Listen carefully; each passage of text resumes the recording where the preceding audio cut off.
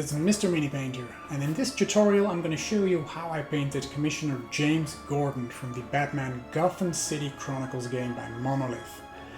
As Gotham's stat-fast police Commissioner Gordon may not fight in the shadows like the Bat family, but his presence is essential to the city's crime fighting. This miniature really captures his determined expression and his classic suit, making him a memorable and rewarding character to paint. So I'm going to show you step by step on how I paint this guy by showing you the base colors, shading, highlighting, and tips on achieving a realistic clothing and textures of skin tones and other small details like his badge, his tie, and his glasses. So the goal is to create a miniature that both conveys authority, resilience, fitting for Gotham's most trusted ally of the Dark Knight. So brushes in hand, it's time to bring Commissioner Gordon's steadfast presence to your tabletop.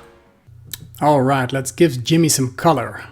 I really love the pose on this model. It's very Gordon-y. He's like the steadfast factor in all Gotham stories. He's always the good guy. He is loyal. He is the heart of the PD. And he often finds the help of Batman, but he's also skeptical about his methods.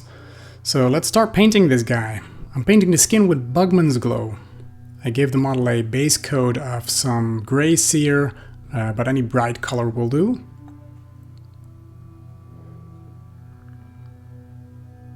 The skin is just his hands and face, so that should be quite easy, and he's wearing glasses, and we get to that later on. Second step is some Cadian flesh tone to highlight the previously painted color. And what I usually do is cover most of the previous layer, so the fingers, the top of the hand, and leave some dark recesses in between, and kind of imagine where your light source is. So if you have a light source like sunlight shining from above, then the dark area of the skin should be the bottom part. I'm repeating this step with Kislev flesh, but some smaller areas, of course, so just some extra highlights here and there, the knuckles, top of the fingertips, the chin, the nose, the ears, etc. And then I'm painting the glasses with Mechanicus Standard Gray, and then just the glass part. And if you have accidentally hit part of the glasses while painting the face, that's not a big deal. You can easily fix that now. I'm painting the entire glasses with this color.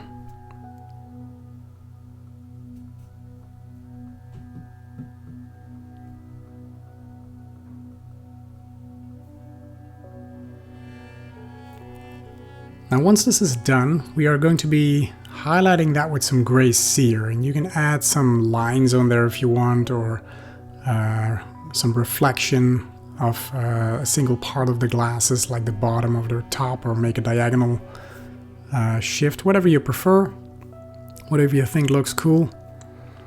I'm mainly focusing on the bottom part, so the glass part of the glasses now, and the rim of the glasses we're going to do differently.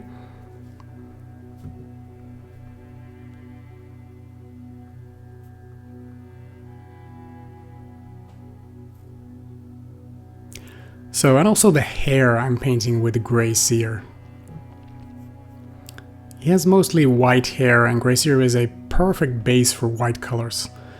It's just a bit off-white, as white is never really white, so this is a good starting coat. Then with some dark oath flesh, I'm painting over the glasses just to give it a hue. Some kind of glow to it, you know? So we have painted it with some gray layers before, and painting it over with this color adds to different tones as an underlay, which really works well. I'm using Apothecary White, my favorite shade actually, for the hair. And the reason I'm doing this is that I think Null Oil, for example, even thinned down, is way too strong for white hair. And this Apothecary White, being a contrast paint, has a perfect mixing ratio and stays in place, while these shades tend to go down a bit, like you get this dripping effect. Now also the shirt, I'm painting with some gray cere. He's got this classic suit, pants, shirt, tie, long coat, classic detective look.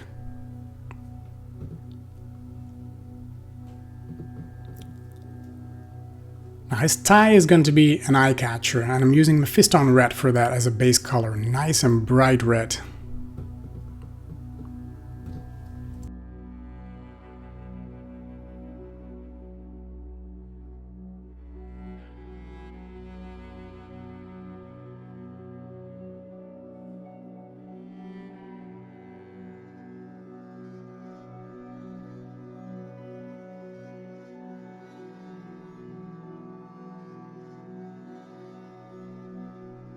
Now, same as we did with the hair before, I'm using Apothecary White again on the shirt, creating a subtle shade, and make sure to not have any puddles here and there, so delete some of your paint if there's too much. Just clean your brush and tip it back so you don't get puddles. Just some nice shady areas. Retributor armor for the badge on his chest, which is a nice gold finish, I think. And next step is the coat. I'm painting with Steel Legion Drab. That's a large area to cover. Take your time. I used a large brush for the larger areas and a smaller one to avoid hitting it, the previously painted parts. Then Evil Sun Scarlet for the highlights of the tie.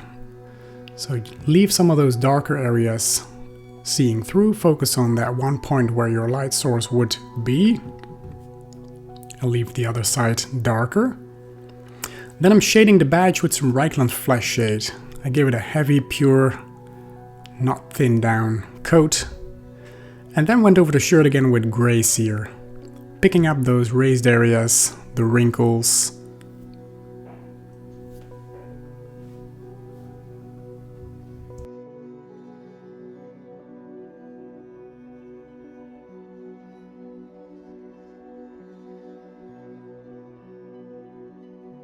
Alright, the next step is we're going to be highlighting that coat with some Tolerance Sand.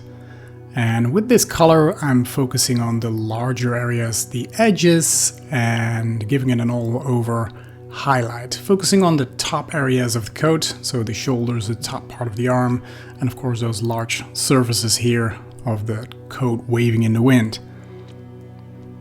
We're going to take it one step further later on, so you can go a bit wide on this one and refine it with this next color, for which we're going to be using Carrick Stone. And Carrick Stone I'm using as an edge highlight, and focusing also on the middle of these larger areas to create a nice transition from dark to bright.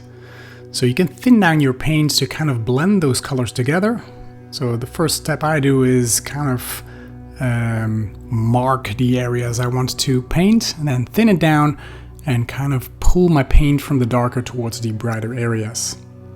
Next step is an all-over wash with a thinned down Seraphim Sepia.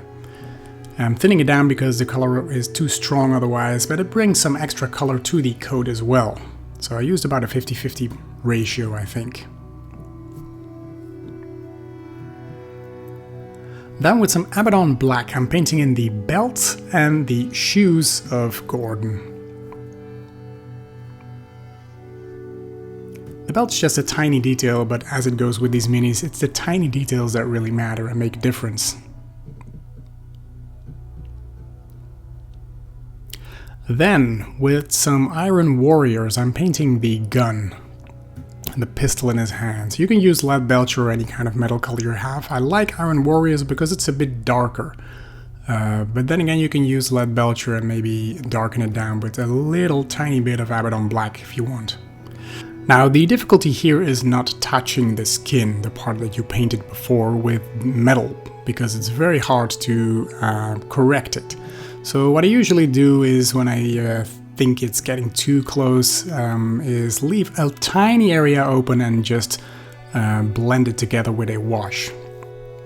Next, for the pants, we're going for that classic jeans look with Cantor blue as a base color. Now that might seem a bit bright, but it's a cartoon. It's a comic character, so who cares? That's one. And second, I'm using a lamp, so it looks brighter than it actually is. So you'll see that in the end result. So a nice bright undertone, and we're going to be darkening it down a little bit with some dark Reaper, giving it a bit of an aged look.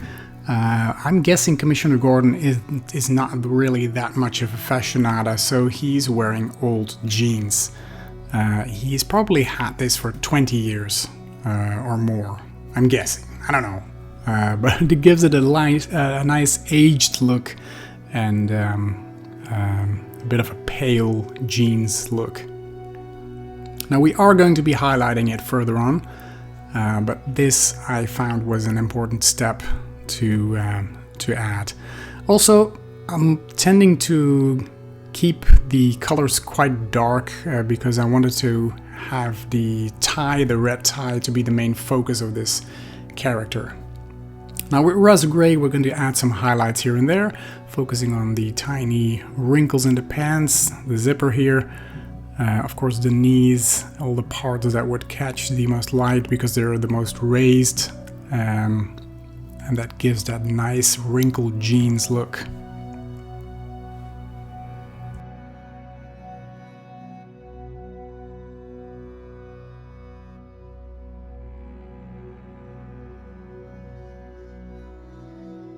We are now entering the final stages, and we're highlighting the shoes with some Mechanica Standard Gray. I'm drawing a kind of half circle, like a U shape, around the top of the shoes, and pick out some details on the side and back. And again, you can kind of blend those dark and brighter colors together by thinning down your paint and pulling the bright paint from the darker towards the brightest part. I'm also painting the base with Mechanica Standard Gray while I'm at it. The bases of this game are quite boring actually. It's just street surface or some cracks here and there. So maybe in the future I intend to spice that up a little bit. Now once dry, I'm adding some Nuln Oil heavily all over, so to just make those cracks appear. So we're going to be seeing them later on. And you can add some extra color to your washes here to make it even dirtier. For example, I used some Agrax Earthshade and blended that in just to dirty up the street a little more. Like it's a sinister alley he is standing in. Once dry, that gives a really nice result. Finally, with some dry brushing, I'm adding gray sear to brighten up the all-over detail of the street level and kind of blend those colors together, and that gives her a really nice end result.